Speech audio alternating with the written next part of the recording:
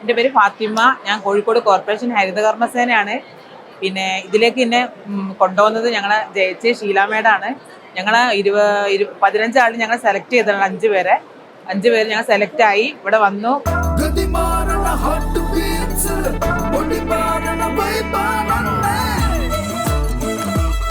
പക്ഷെ ഒരു ധൈര്യം കുറവുണ്ടായിരുന്നു. പക്ഷെ ഇവിടെ വന്ന് ഒക്കെ എൻജോയ് ചെയ്തപ്പോൾ ഹാപ്പിയായി.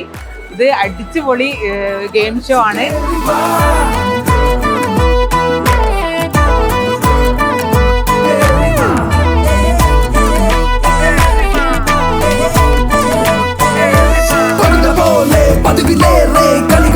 എല്ലാവരും ഇതില് പങ്കെടുക്കണം. അടിച്ചു കയറി വാ മക്കളെ.